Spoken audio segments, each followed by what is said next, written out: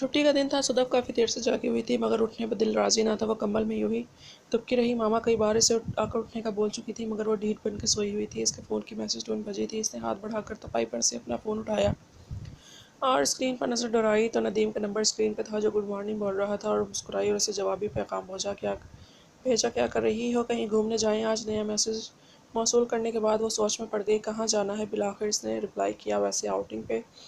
अच्छा ठीक है, इसने कहा। नदीम ने इसे फैमिली पार्क में आने को कहा था। वो कसलमंदी से उठी और वॉशरूम में जा घुसी। वो मुसलसल नदीम के बारे में सोचे जा रही थी, जो इसके हवास पे छा रहा था। वो बेताब थी इससे मिलने के लिए। फ्रेश होने के बाद वो कमरे से बाहर आई। अम्मी लाउंज में बैठी टीवी देख रही थी। वो इनके पास से गुजरते हुए किचन में आ गई और बर्तनों से नाश्ता निकाल कर खामोशी से करने लगी।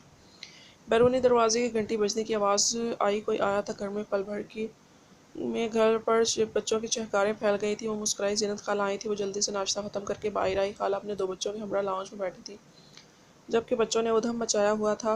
वो खाला से मिली और इनके साथ ही सोफे पर बैठ गई। कुछ लम्हे इनसे बातें करने के बाद वो अपने कमरे में आ गई और इसे नदीम से मिलने जाना था। वो वॉशरूम में घुस गई, शावर लिया, कपड़े बदले और बाहर आ गई। इसने स्टाइलिश सी स्याह रंग की कमीज़ और सफ़ेद चूड़ीदार पजामा पहन रखा था। पाजामा कदरे चुस्त था और उसकी सडोल टांगों को नुमायाँ कर रहा था। इस लिबास में वो क़यामत ढा रही थी, जिसका इसे बखूबी अंदाज़ा था। वो मेज़ के सामने बैठकर हल्का सा मेकअप करने लगी। इसके बाद शीशे में देखकर हल्के से मुस्कुराई। छोटा सा पर्स थामा, जूते पहनकर छोटा सा दुपट्टा कंधों पर डाला, दरवाज़ा खोलकर बाहर आ गई। इसका रुख लाउंज की तरफ था। हाँ, वो लोग सदफ के लिए आना चाहते हैं।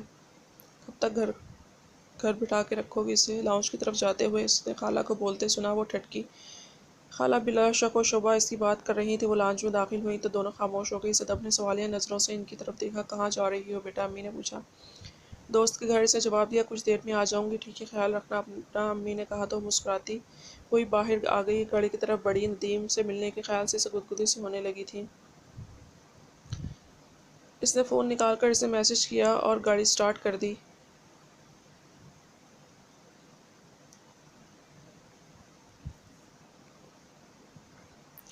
कहाँ जा रहे हैं हम? सदफ ने बेताबी से पूछा। वो पार्क तक अपनी गाड़ी में आई थी, फिर वहाँ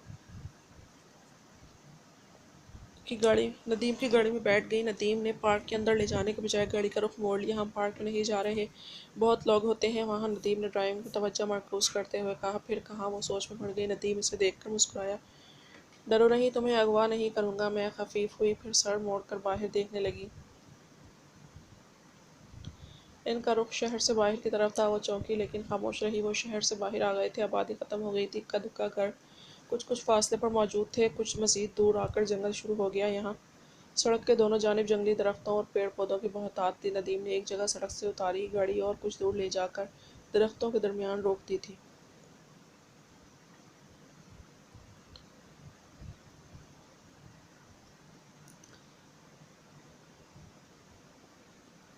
वो गाड़ी बंद करके नीचे उतरा और सदफ की तरफ का दरवाज़ा खोलकर इसे बाहर आने का इशारा किया।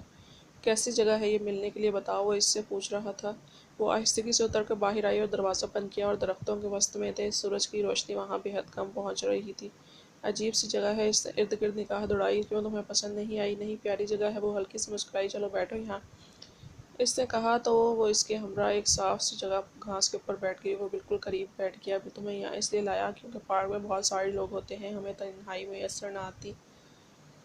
तन्हाई की क्या ज़रूरत है? इसने आँख उठाकर नदीम को देखा। बात तो वही भी कर लेते। वो बोली। ना जाने क्यों दिल बेतरह धड़कने लगा था। वो इसके बेहद करीब बैठा था और अपनी ज़िंदगी में किसी मर्द के इतने पास नहीं आई थी। इसका गला खुश्क होने लगा। क्योंकि मुझे तुमसे तन्हाई में मिलना था। वो भारी सी आवाज़ में बोला और इसके बाजू को थाम कर नींव दराज हो गया। चंद लम्हे यूं ही गुजरते रहे। फिर नदीम ने उसे खींच कर अपने करीब किया और वो इसके ऊपर ठहसी गई। इसकी सांस धोखने की तरह चलने लगी थी। नदीम ने इससे ज़रा दूर करके इसका दुपट्टा जुदा किया और इसे अपने साथ लिपटा लिया। वो बेकरार सी हो गई और आंखें बंद करके लंबी सांसें लेने लगी। नदीम इसके चेहरे पर नरमी से अपने होंठ रख रहा था, इसके एक नक्श को चूम रहा था और साथ ही इसे इसका हाथ इसकी नाजुक कमर को सहला रहा था। वो इसके नाजुक गुलाबी होठों को छूता रहा। वो इसे देख गई। वो अपने होठ इसके होठों के करीब लाया तो सदफ ने आंखें बंद कर ली। اس کے ہونٹ سلگنے لگے، اس نے ہونٹوں پہ طویل بوسہ لیا تھا تو صدف کا پورا وجود کانپ اٹھا تھا۔ دوسرا بوسہ اس سے بھی زیادہ طویل تھا، ان کے ہونٹ جیسے آپس میں پیوست ہو گئے تھے۔ اس لمحے کہیں قریب ہی کھٹکا سا ہوا تھا، جیسے دونوں ہی نے سن لیا تھا۔ یہاں کوئی ہے، قریب ہی، وہ بولا اور اس سے ذرا سا دور ہوا۔ وہ سرخ آنکھوں سے اسے دیکھے گئی، ہونٹ ابھی بھی نیم باد ہے، چلو دیکھتے ہیں۔ کسی کے بولنے کی پھر آواز آئی تھی۔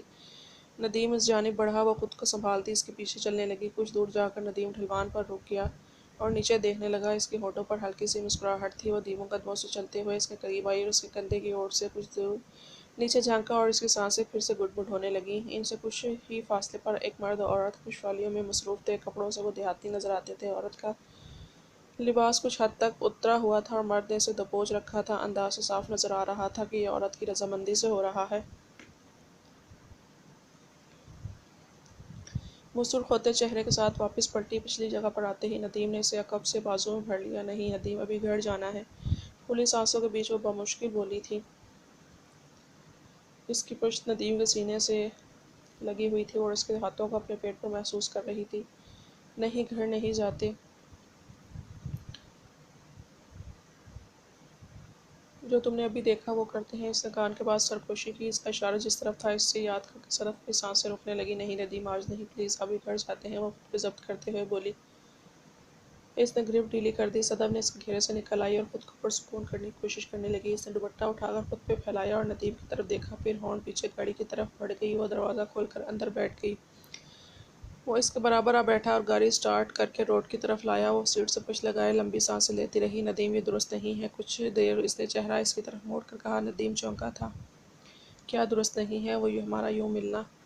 وہ سیٹ پر پہلو بدلتے ہوئے بولی۔ تم مجھے پسند کرنے لگی ہو نا؟ سچ بتاؤ، اس نے اچانک پوچھا تھا۔ صدف چپ سی ہو گئی، اس سے کوئی جواب نہ بن پایا تھا۔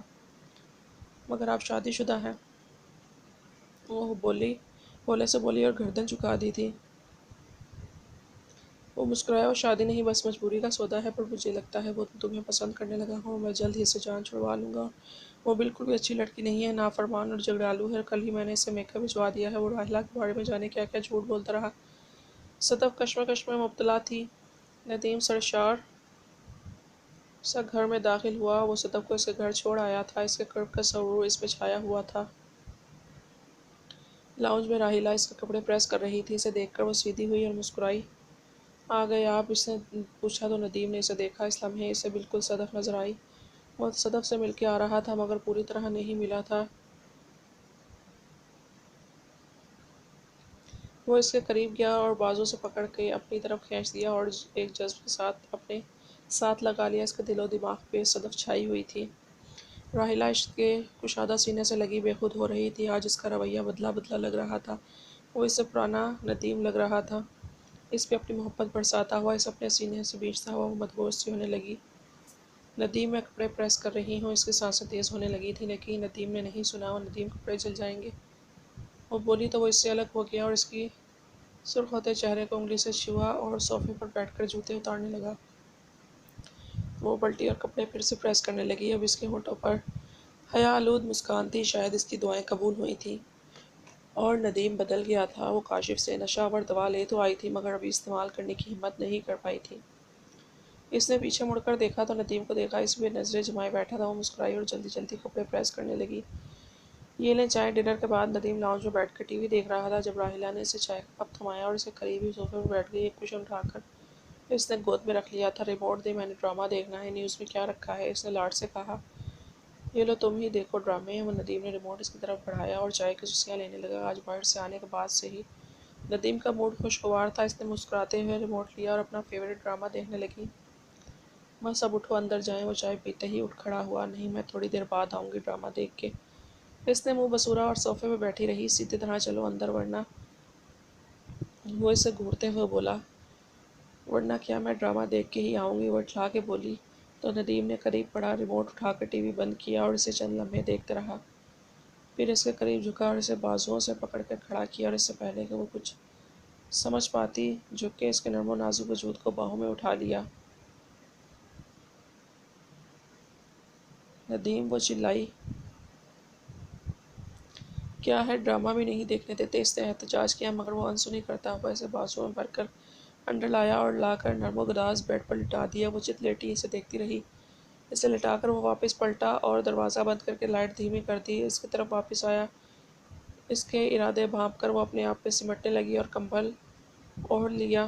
جسم تپنے لگا تھا۔ وہ قریب آ کر بستر پر لیٹ گیا اور کمبل ہٹا کر اسے باہوں میں بھر لیا۔ وہ اس کی سینے سے جا لگی اور آنکھیں بند کر لی۔ وہ اس کے نرم ہونٹوں کو چومنے لگا، اس کے گداز سینے کو ہاتھوں میں بیچنے لگا۔ وہ مدہوش ہونے لگی، خود کو اس کے حوالے کرنے لگی۔ پیاسے لب اس کے ہونٹوں سے سیراب ہونے لگے۔ دھڑکنیں بے تابی گیت گانے لگیں۔ انگ انگ میں مستی سی بھر گئی، یوں جیسے پیاسے کو پانی مل جائے